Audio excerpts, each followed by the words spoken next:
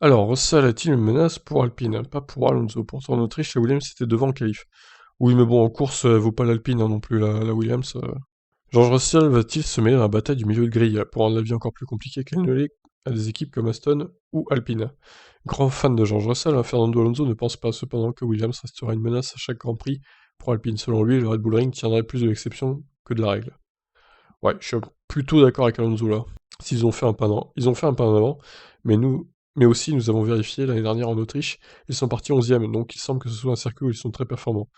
Donc je pense que nous devons attendre quelques courses pour savoir s'ils sont rapides ou pas, mais ici le week-end dernier ils étaient plus proches de nous, et ce week-end nous avions un peu plus de marge. Je suis heureux des progrès réalisés au cours de ces 2 semaines. C'est à nous de continuer comme ça Silverstone.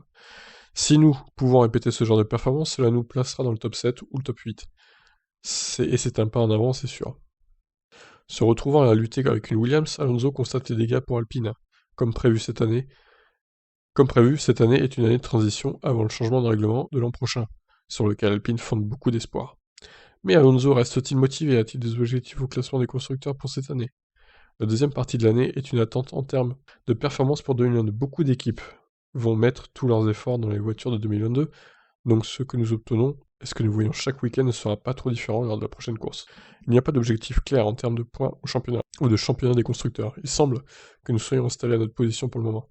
Nous allons nous battre avec AlphaTauri et Aston Martin pour la 5e place, c'est sûr. Mais je pense qu'il est plus important de construire la structure de l'équipe, de faire des ajustements sur les aérostands, sur la stratégie, sur la gestion des pneus et beaucoup de choses que nous pouvons faire pour être aussi bien préparés que possible pour 2022. Du côté des voitures, c'est aux usines de produire le meilleur package. Mais ici en piste, nous devons tout optimiser et être aussi proche de la perfection que possible. Ouais, tout ça pour dire en gros que Williams va pas dépasser Alpine, hein. Faut pas rêver sur ça. Déjà qu'ils marquent un point, Williams, après on en reparle. Parce que bon, ils ont failli marquer un point au deuxième Grand Prix en Autriche, mais encore une fois, Russell s'est fait dépasser justement par Alonso au dernier moment, malheureusement pour lui. Donc s'ils peuvent pas marquer de Grand Prix en Autriche, s'ils peuvent pas marquer de points, pardon, au Grand Prix d'Autriche, ah bah, à mon avis, ils en marqueront nulle part, hein.